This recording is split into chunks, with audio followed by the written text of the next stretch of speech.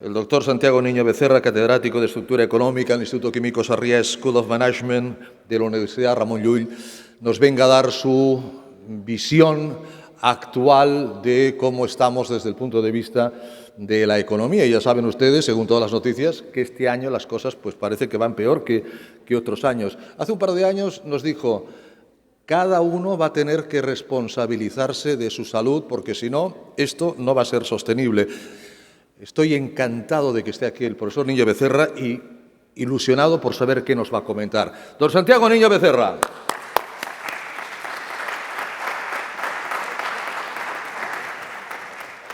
Bienvenido, profesor. ¿Qué tal?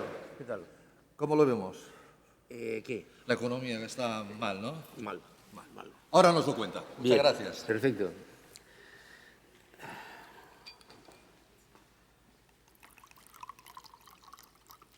Bueno, buenos días. Se oye bien allá al fondo, ¿verdad? ¿Sí? Bien. Sí. Que me he olvidado decir, si hay algún móvil, que todos tienen móviles, si los ponen en silencio se lo agradeceremos muchísimo. Perdón. Muy bien. ¿Habrá un rato para preguntas?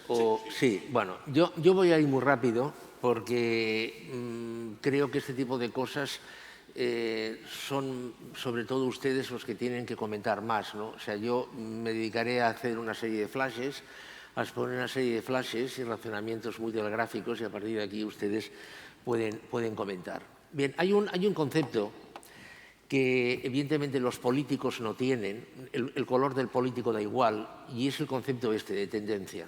A ver, los políticos, y no solo los políticos, son muy aficionados al dato. Hoy por ejemplo, se acaba de publicar, es noticia de hace 2 horas, que la cifra de desempleo en España que ha publicado la EPA es del 12,6%, ha subido.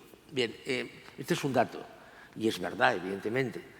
Lo que pasa es que esto no dice nada. Es decir, si no se coge una serie cronológica suficientemente larga y se analiza la evolución de la tasa de desempleo en los últimos 7, 8 años, analizando evidentemente además cada punto de esta serie cronológica, el dato frío del 12,6% no dice absolutamente nada. Es el dato que maneja la mayoría de las personas y todos los políticos, absolutamente todos los políticos. Bien, una tendencia es absolutamente fundamental porque la tendencia lo que marca es la evolución de las cosas. Este es un ejemplo, solamente. Aquí tienen ustedes la evolución del PIB real del mundo entre 1962 y el año 2023. Antes, cuidado, antes, la previsión está hecha antes de la pandemia, antes de que llegara el virus. Esta es una previsión. Ven ustedes 2 tendencias muy claras. Los máximos son cada vez menos máximos, los mínimos son cada vez más mínimos. Digamos que el mundo, antes de la pandemia, ya no iba mejor. Claramente se ve. Bien. Lo que pasa es que este concepto de tendencia se tiene que romper, tiene que desaparecer, porque tiene que desaparecer. Póngamelo en un bolsillo, en todo caso. Ahora mejor, ¿no?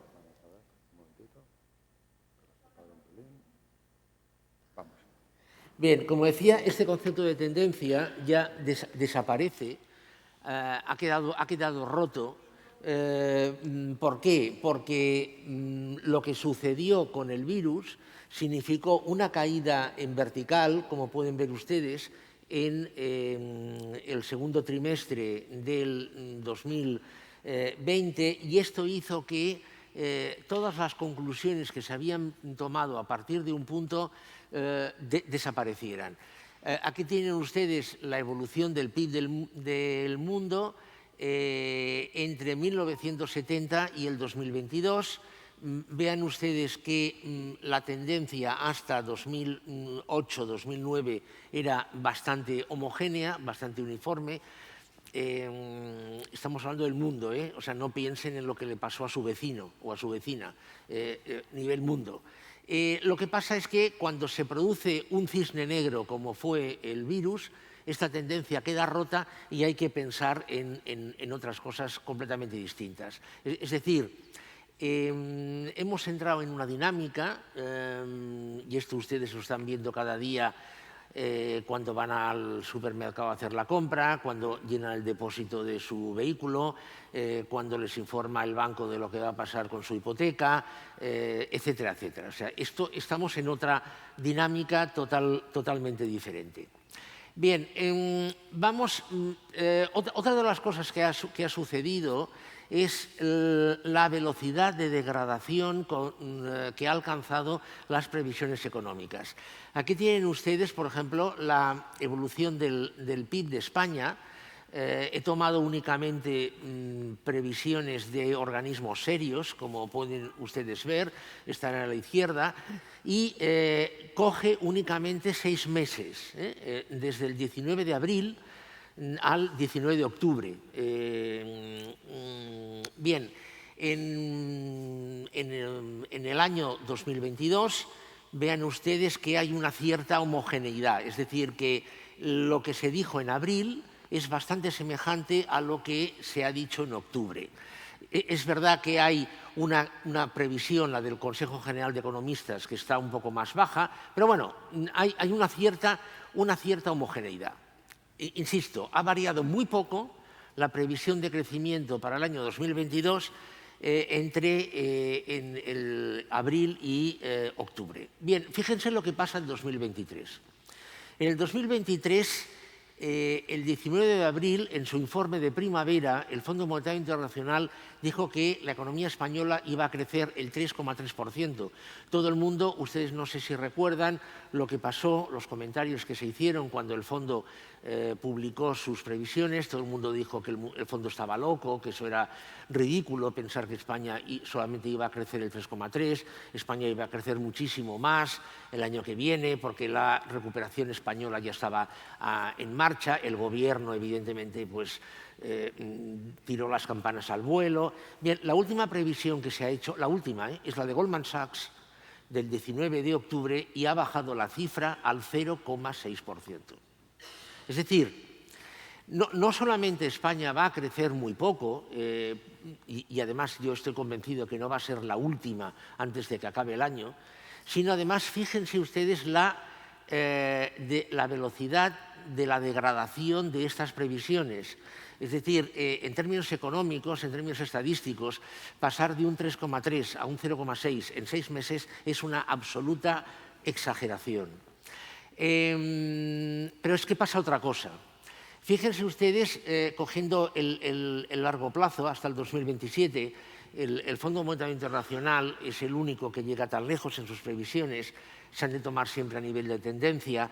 Fíjense que vayamos a las del 11 de octubre, fíjense ustedes que en el 2024 se llega al 2,6, el 2025 al 2,7, pero luego vuelve a caer al 2,1 y luego vuelve a caer al 1,7. Es decir, dos conclusiones. Primera, la economía española el año que viene va a tener una senda muy mala, realmente muy mala, muy pobre, muy mala, muy terrible, etcétera, etcétera.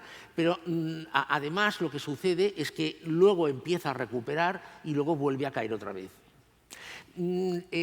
Claro, no era cuestión de poner 36 cuadros de 36 países. Bien, esto que le pasa a España, es verdad que a España le pasa especialmente, pero hay otros países que tienen una senda bastante parecida, por ejemplo, el Reino Unido. Es decir, la conclusión que podemos sacar de esto es que lo que podemos esperar en el largo plazo no es ir a mejor. Insisto, por favor, estamos hablando en términos macroeconómicos. No estoy hablando de una empresa en concreto, ni de una familia en concreto, ni estoy hablando tampoco de un barrio en concreto. Es en términos macroeconómicos. Esto es toda España. Y, sin embargo, España, como ustedes saben, no es ni mucho menos homogénea. Bien, la situación con respecto a la inflación pasa un poco lo mismo.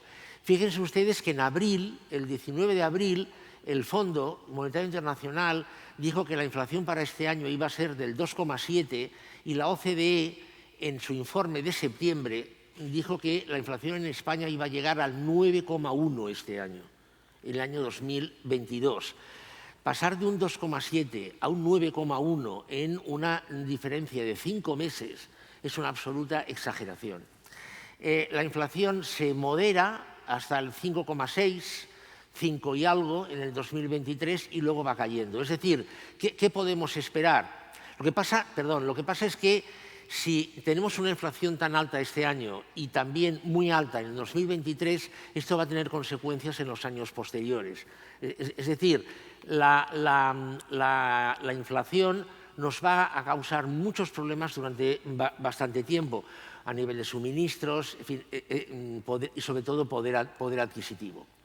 Con el déficit, España ha incumplido, cuando llegó el virus, España ya había incumplido sus compromisos de déficit.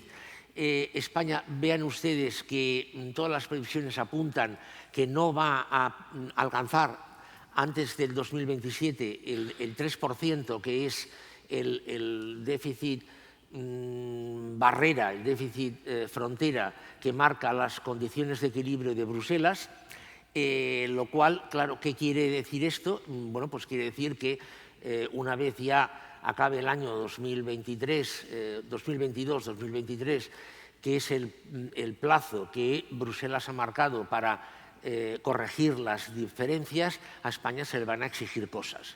Y a otros países también, evidentemente. ¿Qué cosas se le van a exigir? Bueno, pues que suba impuestos y que recorte gasto público. La deuda, España tiene una deuda realmente elevadísima.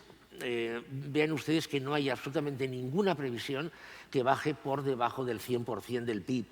Es decir, piensen ustedes que en este momento, cada uno de ustedes, yo también, el bebé que ha nacido hace 2 horas en la clínica de aquí al lado, el anciano que tiene 99 años, cada uno de los habitantes de España le corresponden 31.200 euros de deuda pública. 31.200 euros de deuda pública, independientemente de la deuda privada que tengan cada uno de ustedes, por descontado. Esto es una exageración. Es una exageración sobre todo, o sea, por la cifra, es una exageración evidentemente, pero es una exageración sobre todo teniendo en cuenta el estado en que se encuentra la economía española. Me dirán ustedes, bueno, pero hay otros países que también están en una situación parecida. Es verdad, es verdad. Lo que pasa es que en el caso de España es particularmente grave porque España tiene el inmenso honor de ser el segundo país del mundo, después de Estados Unidos, por deuda exterior. Y la deuda exterior es el porcentaje de deuda que tienen tenedores exteriores. Japón, por ejemplo, tiene un nivel de deuda muy superior al de España, por ejemplo, pero casi toda la deuda es interior. Es decir, la tienen las entidades y las ciudadanas y ciudadanos japoneses, lo cual esto te da una capacidad operativa que España no tiene. Es decir, España, por este nivel de deuda, se ve obligada a ser una buena chica, portarse bien, porque si no la inversión extranjera evidentemente le va a decir, oye, no nos fiamos de ti y no te vamos a comprar más deuda o no vamos a renegociar tu deuda. Es decir, esto le obliga a España a hacer lo que le digan desde Bruselas, que es lo que hemos dicho antes, o subir impuestos o bajar gasto público. Y luego el desempleo.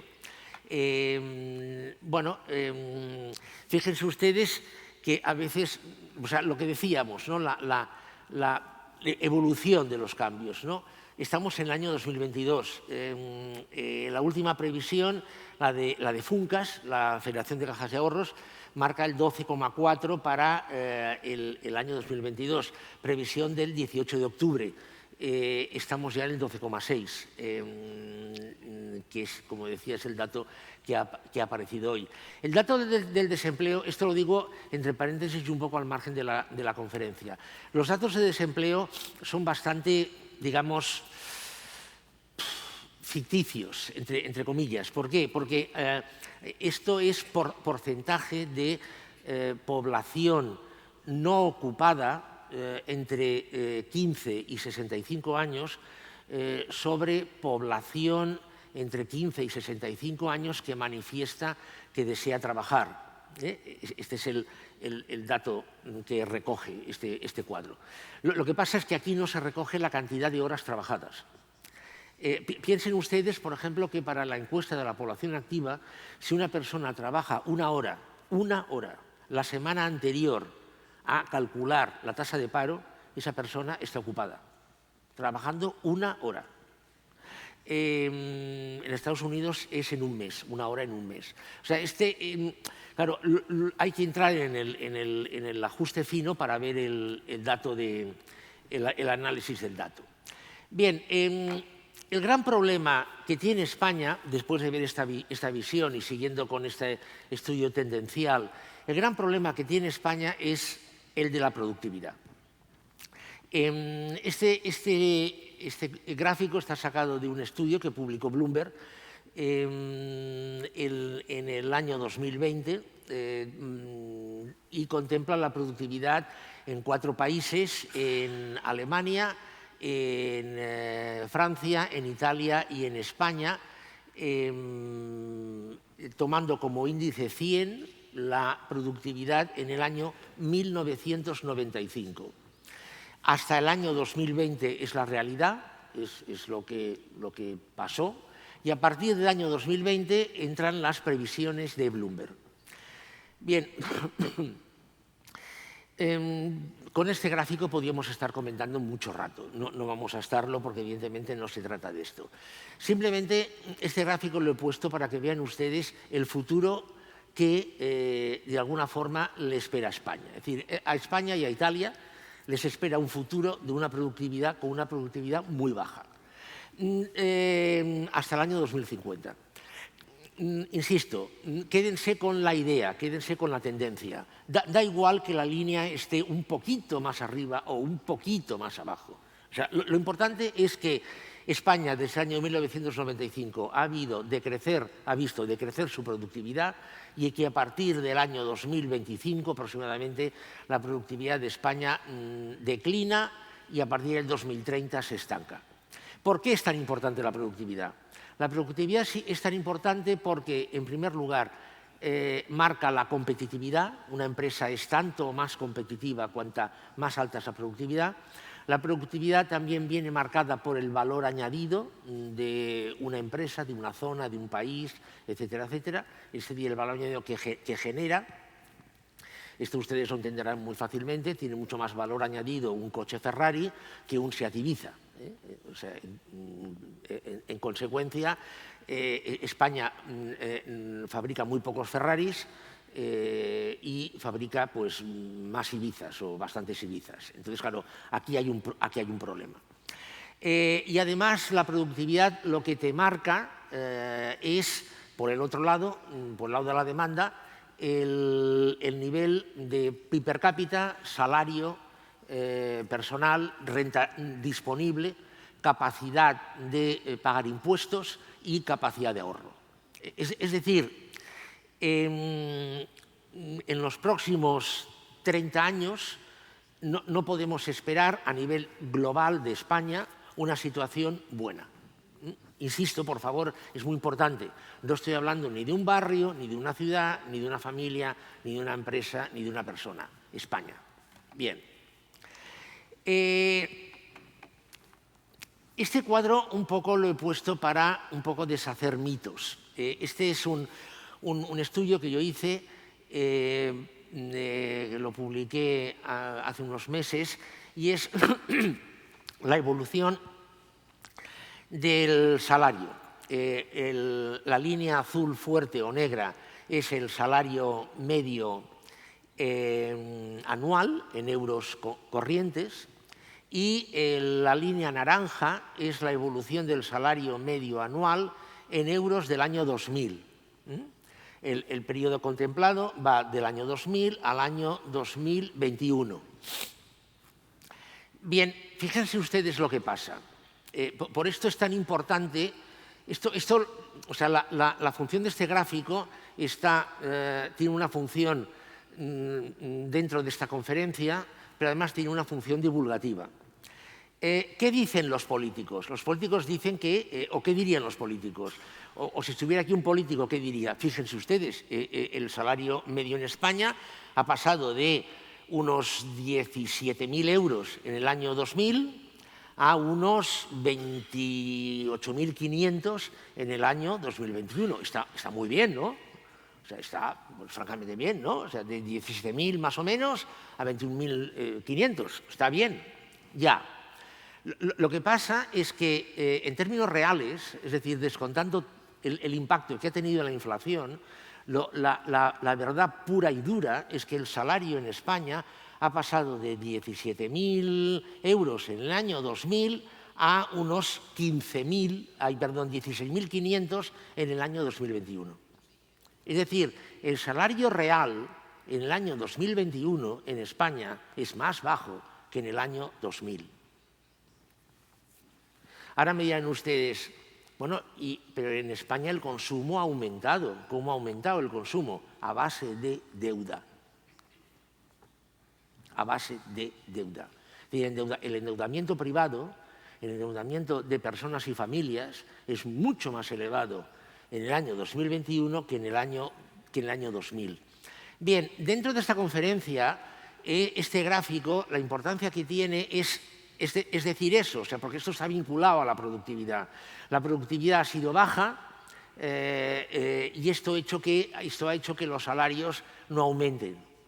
Y a nivel divulgativo, aunque solamente se queden con esto de esta charla, quédense con que hay que ir siempre a comparar en términos reales las cosas. Metan siempre el componente precios, porque si no, no pueden llegar a su poder adquisitivo. Bien, hablábamos antes de la deuda. El 60% de deuda, aquí ven 60, es el tope que la Unión Europea, Bruselas, le ha dicho a los países miembros del euro que tienen que tener. Bueno, en realidad, en el largo plazo sería más bajo, pero bueno, quédense con este 60. Bien, en el año 2021, España, se hicieron dos escenarios, la línea azul, dos previsiones, la línea azul pálida, que no se cumplió, y la realidad fue la línea azul fuerte. En el año 2021, el ratio de deuda de España era del 118%. ¿Vale? Era del 95,5% en el año 2019. El 60%, insisto, es la referencia a la que los países tienen que alcanzar, y España en el año 2021 tenía una deuda del 118% del PIB. Bien, según las previsiones que se han hecho, España alcanzará esta misma deuda, la que tenía en el año 2021, en el año 2034, porque la deuda va a seguir creciendo y luego decrecerá. Alcanzará la deuda que tenía en el año 2019 en el año 2042 y alcanzará ese nivel de deuda que tenía o que tendría que tener del 60% en el año 2056. ¿Ustedes creen, ustedes se imaginan, aunque no sepan mucha economía, ¿ustedes creen que Bruselas le va a tolerar a España que alcance el nivel del 60% de deuda en el año 2056? ¿Verdad que no? ¿No, verdad? Bueno, pues imagínense lo que va a pasar. Cuando ya se acabe la moratoria esta que se ha dado por el impacto del virus, etcétera, etcétera, pues Bruselas le va a coger a España y le va a decir: España, bien, mira, tienes que hacer todo esto.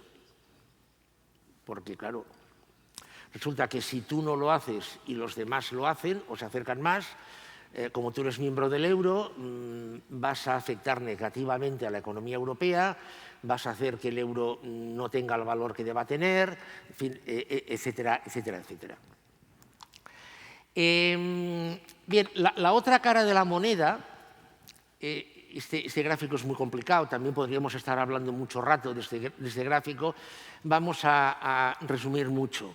La otra cara de la moneda es la población mayor, que seguro que en otras sesiones de este congreso les han hablado mucho de las personas mayores.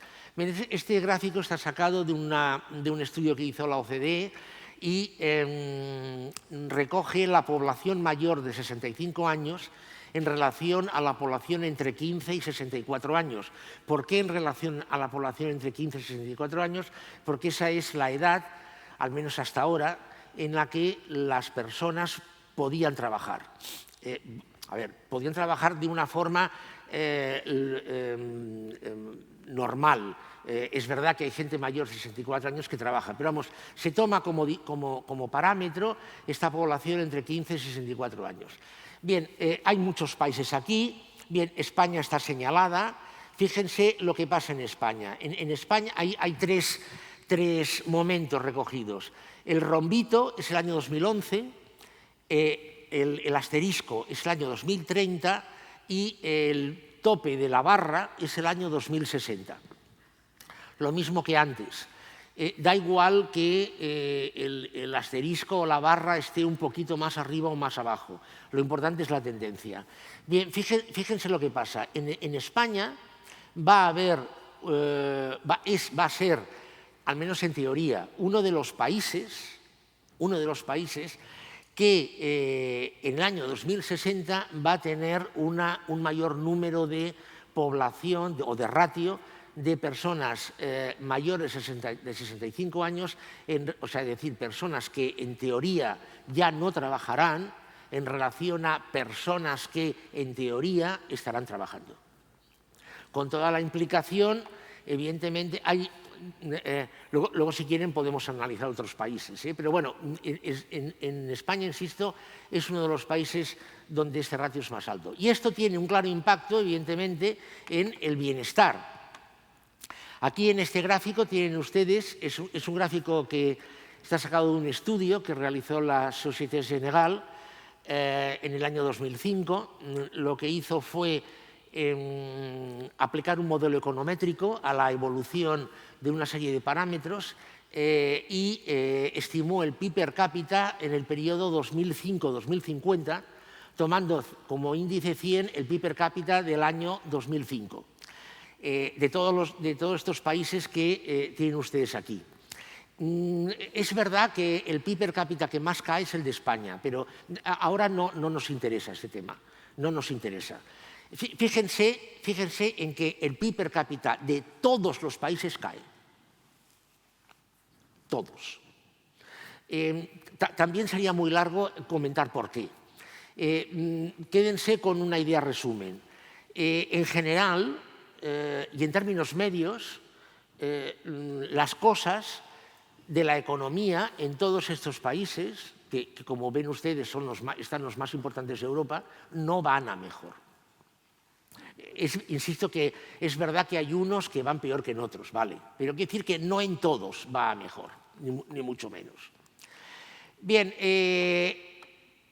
insisto también que la otra cara de esto se ve reflejado en las pensiones. Aquí tienen ustedes la evolución en España de la Seguridad Social, del número de afiliados, línea azul, pensiones, línea violeta o lila o púrpura, no sé cómo lo verán ustedes, porque aquí ha cambiado un poco, y en la línea amarilla el número de afiliados por pensión. Actualmente estamos en esa línea punteada que aparece ahí, a final del año 2022. Bien, como pueden ustedes ver, el número de afiliados por pensión está cayendo, el número de afiliados está estabilizado y el número de pensiones está en ligera alza. ¿Cuál es de estas tres curvas, cuál es la más importante en términos operativos? Evidentemente, el número de afiliados por pensión es la más importante. Como pueden ustedes ver, a partir ya del año 2015, la línea de afiliados por pensión, la curva de afiliados por pensión cae. De hecho, en el año 2050 llegará a 1,2 afiliados por pensión. Ahora miren ustedes, ¿esto es mucho o es poco? Se considera que un sistema de pensiones como el que tenemos nosotros en España, en Europa en general, es viable a partir de entre 2,8 y 3 afiliados por pensión. Es decir, el sistema de pensiones no es sostenible. Este sistema de pensiones no es sostenible. Y no es sostenible en ningún país. No solo en España. En España, por las características del país, hay más problemas, pero no es sostenible absolutamente en ningún país. Bien, ¿qué es lo que ha pasado? ¿Qué es lo que está pasando? Bien, estamos llegando al fin del modelo de protección social. ¿Por qué? Bien, el modelo de protección social se instaura después de la Segunda Guerra Mundial y cubre básicamente 5 cosas. Cubre una sanidad universal, cubre las pensiones de jubilación, cubre también la protección por desempleo, cubre también la enseñanza completa desde una perspectiva pública y cubre también subsidios, subvenciones, becas, etcétera, etcétera. Es un paquete, el primer país que lo pone en marcha es el Reino Unido, es un paquete que va asociado a una serie de supuestos y que tiene un objetivo muy claro y es cubrir las necesidades sociales de un colectivo, que es la población, básicamente para, en primer lugar, que se porte bien, asegurar la paz social, y en segundo lugar, que esas personas se sientan contentas, satisfechas, etcétera, etcétera, y hagan lo que tengan que hacer, que es, evidentemente, trabajar. Este modelo de protección social se está acabando tal y como lo hemos conocido y tal y como lo hemos entendido. ¿Por qué? Porque por un lado, no se dan las necesidades que motivaron su puesta en marcha. Han de tener en cuenta que pueden mirar artículos de la época o libros de historia, que la agitación social cuando acabó la Segunda Guerra Mundial era elevadísima. Lo que hoy se denomina la izquierda radical era lo habitual en aquella época, estamos hablando de finales de los años 40, principios de los años 50. Por ejemplo, el PSOE español, el Partido Socialista Obrero Español, aún tenía el ideario marxista. Esto creaba dentro del capitalismo una situación de inseguridad muy alta y lo que se fue es a ofrecer a la clase obrera un paraguas, un paracaídas, para que estuviera tranquila, relajada, etcétera, etcétera. Y por otra parte, tampoco se cumplen los supuestos que se hicieron cuando se puso en marcha el modelo de protección social. ¿Qué supuestos? Pleno empleo del factor trabajo. Pleno empleo, cuando digo pleno empleo, quiero decir pleno empleo. Trabajaba todo bicho viviente. Cuidado, no porque le obligaran a trabajar, sino porque había, evidentemente, demanda de trabajo. En segundo lugar, el segundo supuesto que se hizo es el de salarios crecientes e indexados a la inflación. Esto yo creo que hoy en día no hace falta ni comentarlo. El tercer supuesto que se hizo fue una demanda constante de trabajo creciente, al alza por parte de las empresas y de los organismos públicos. Creo que tampoco hace falta comentar esto. Y en cuarto lugar, una esperanza de vida después de la jubilación, después de que las personas dejasen de trabajar, de 10 años como máximo.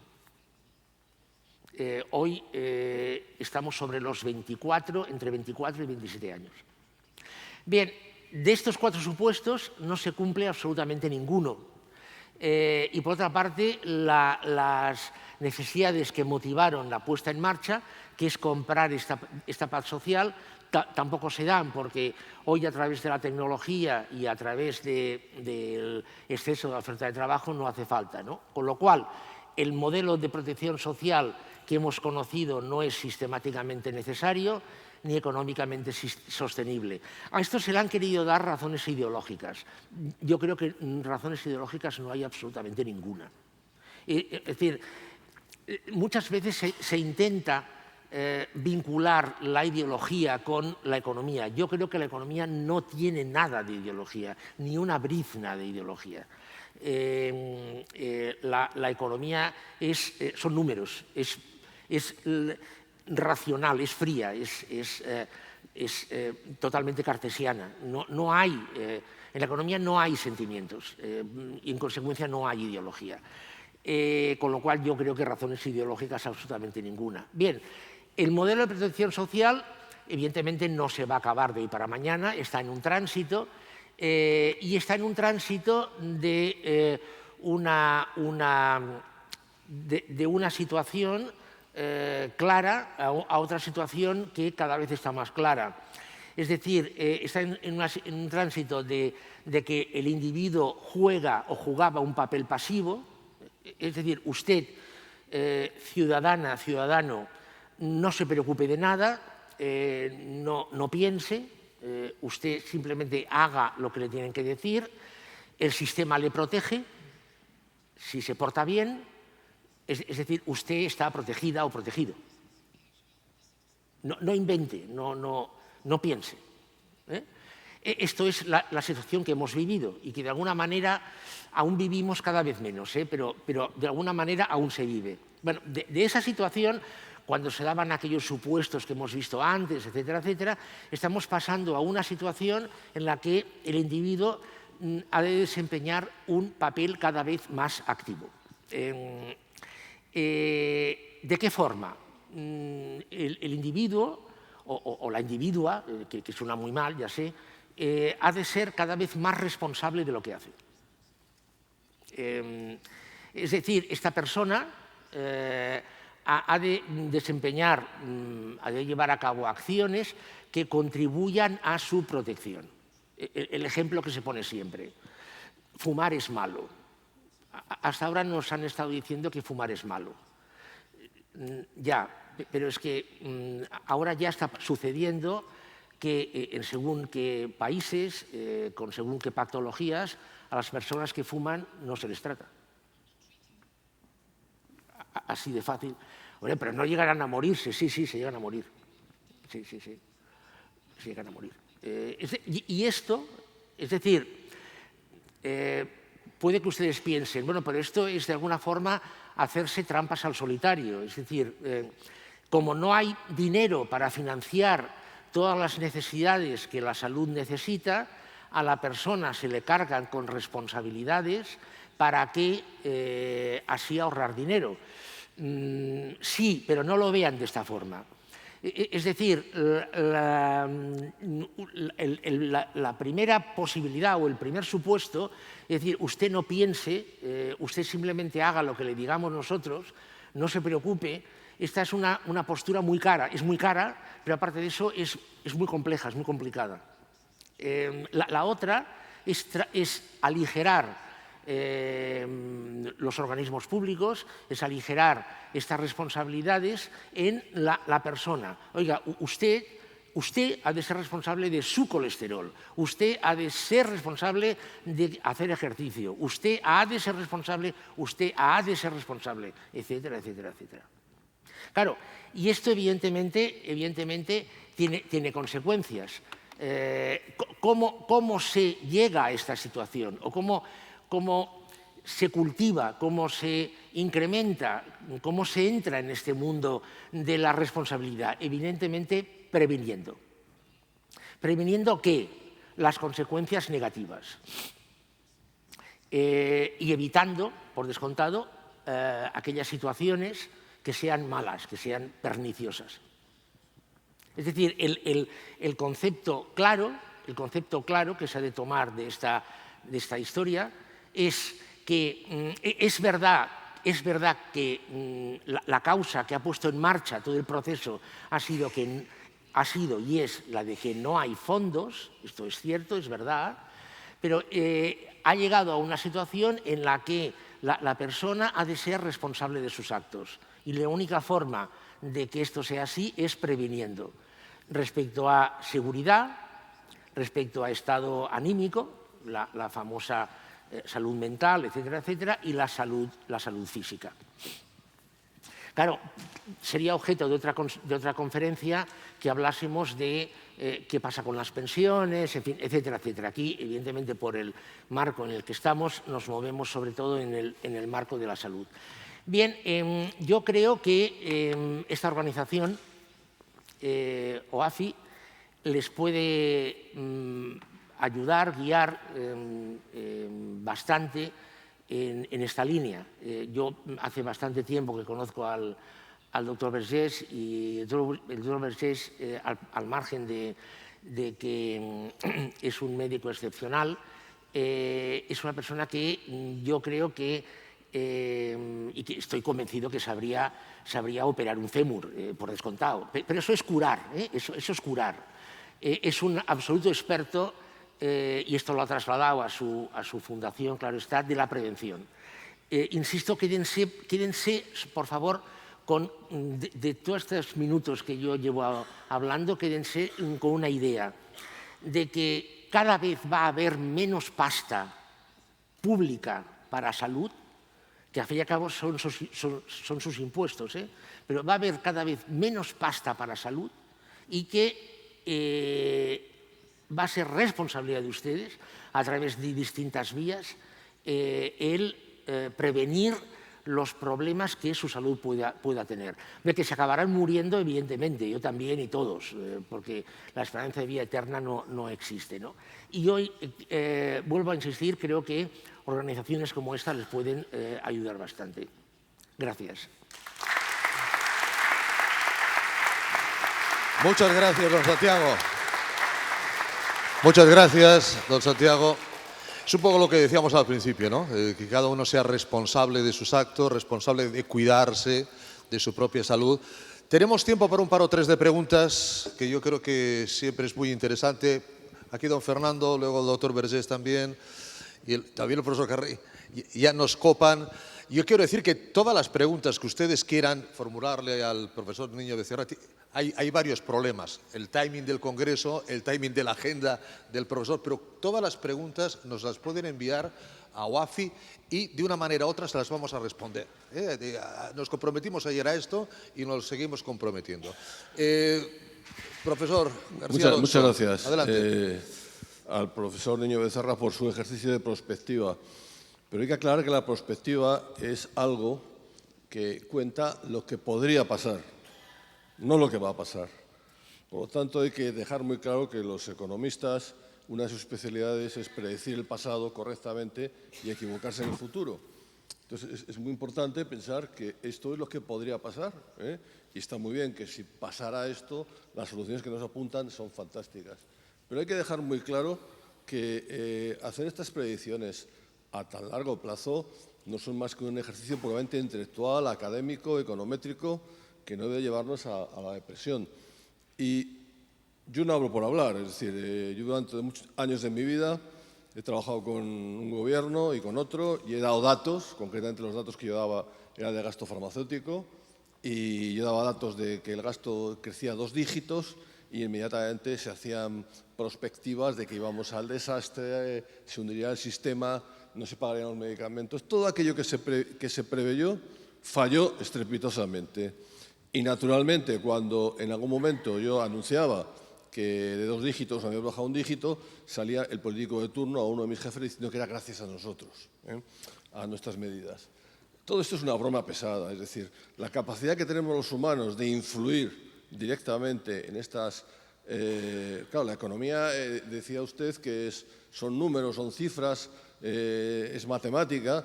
La economía, como usted bien sabe, está influida por 1000 circunstancias incontrolables, por un azar incontrolable. Por lo tanto, mi mensaje únicamente es que sepamos todos que una cosa es lo que podría pasar y otra es la que va a pasar. Y yo lo que espero es que este negro futuro pues no lo sea. Nada más. Muchas gracias. Gracias. ¿Algún comentario, don Santiago? Sí, ¿pueden poner otra vez la presentación, por favor? ¿Desde el principio? Sí. Mire, esta es decir, imagínense que no estamos en el año 2021, sino que estamos en el año 2000, ¿vale? Tenemos un gobierno en España, que todos sabemos quién lo presidía, y este presidente del gobierno coge y hace un discurso por televisión y dice: a España le esperan unos años fabulosos, va a haber un crecimiento espectacular, va a ser genial, va a ser fabuloso, los salarios van a aumentar, lo cual es cierto. Fíjense ustedes los salarios cómo crecieron como un cohete hasta el año 2007. Incluso en plena crisis los salarios siguieron aumentando.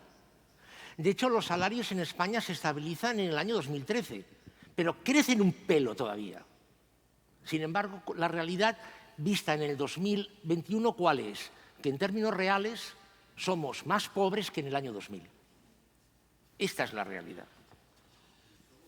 Hola. Adelante, por favor, sí. Muchas gracias. Intentaré ser breve. Bueno, felicidades porque lo que has explicado y cómo lo has documentado, bueno, me ha encantado. Yo hace 30 años estudié economía y la verdad es que ahora trabajo con pacientes. Me ha encantado este recordatorio.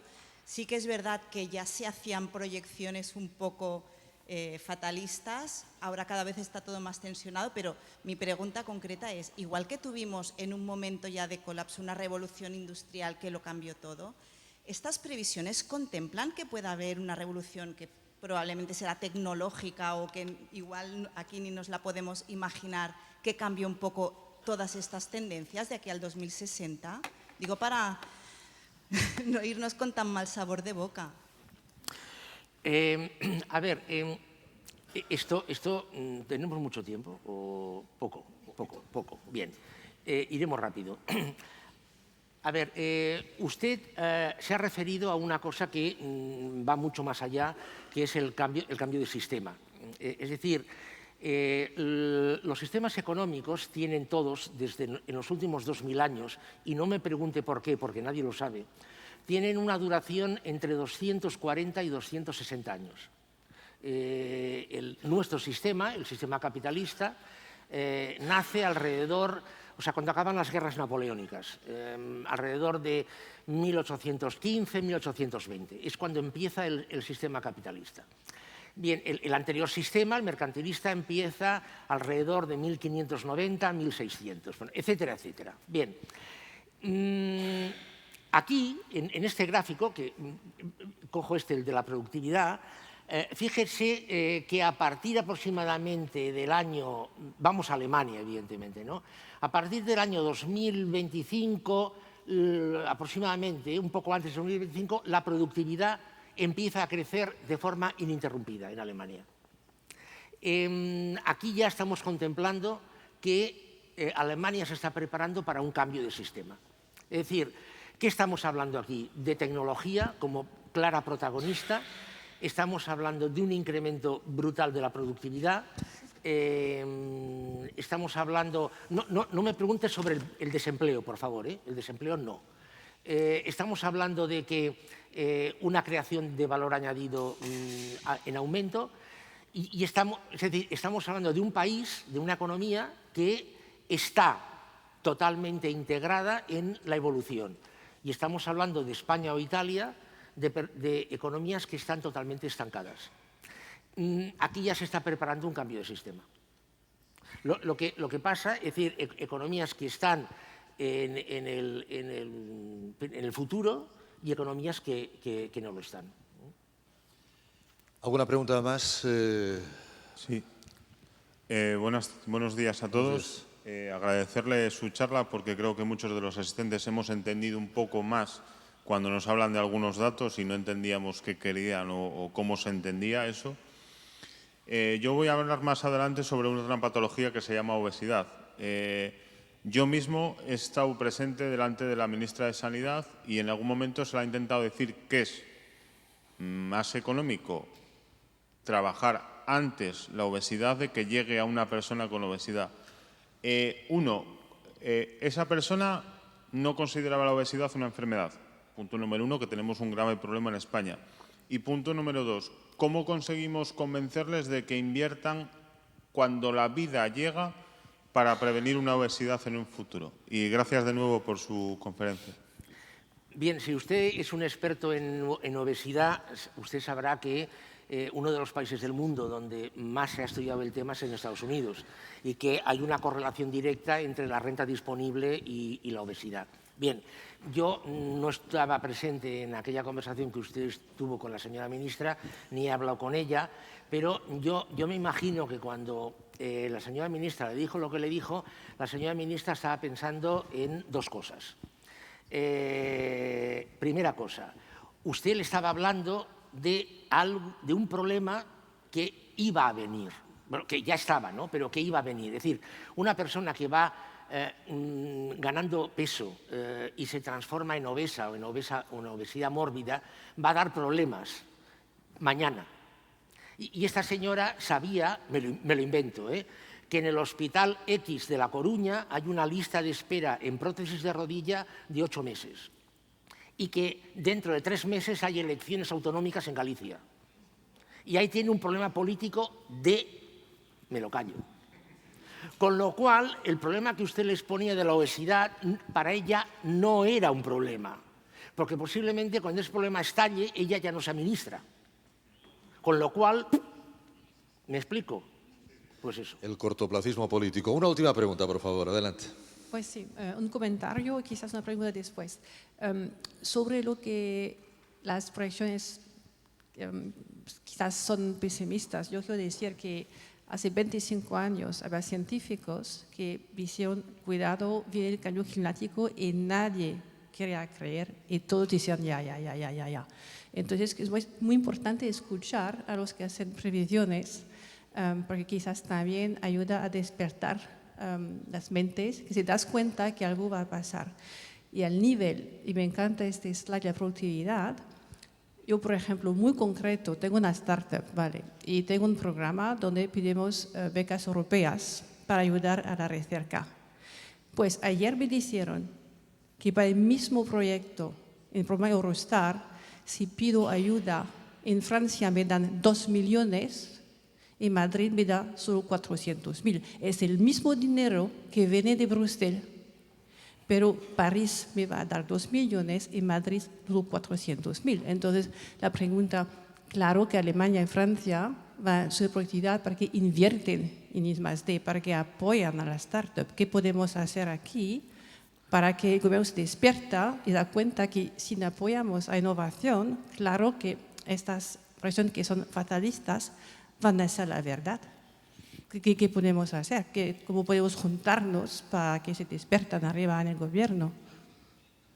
Bien, yo le voy a contestar, pero previamente le voy a decir una cosa que estoy convencido que usted desconoce. España, en democracia, tuvo un ministro de Industria que dijo que la mejor política industrial es la que no existe. Ministro de Industria. La mejor política industrial es la que no existe. ¿Vale? Bien. ¿Qué es lo que sucede? Esto que usted apunta es tremendamente complejo porque entra en dos cosas que están vinculadas, que es el modelo productivo y la estructura de PIB. Piense usted que en España el Producto Interior Bruto, la suma de turismo más ocio, más transporte, más automóvil, esto representa, y más construcción, estas 5 cosas prácticamente representan el 35% del Producto Interior Bruto. Entonces, claro, fíjese que son elementos muy estacionales, sobre todo el turismo, etcétera, etcétera, de relativamente bajo valor añadido, lo cual esto también está muy vinculado con la productividad. Para cambiar esto que usted apunta, tendría que cambiarse el modelo productivo, tendría que cambiarse la estructura de PIB, aumentar la recaudación, y esto evidentemente es algo que yo veo que si España ya no ha hecho, yo creo que España no va a hacer, porque no va a tener ni tiempo ni oportunidad. Es decir, Francia, por ejemplo, puso en marcha su sistema sanitario ya desde los años 50, lo fue construyendo. Piense usted que en España el sistema sanitario se ha construido a partir de finales de los años 70. Es decir, España lleva un retraso de más de 20 años. Y esto, pues el doctor Vergés nos podría hablar mucho más extensamente de esto, ¿no? Entonces, si hace 40 años, 20 años se podían recuperar, hoy 20 años ya son irrecuperables. Con lo cual yo creo que España este problema no lo va a poder resolver. Señoras, señores, el profesor Santiago Niño Becerra. Muchísimas gracias. Anótese en la agenda dentro de un año, por favor. Muchas gracias.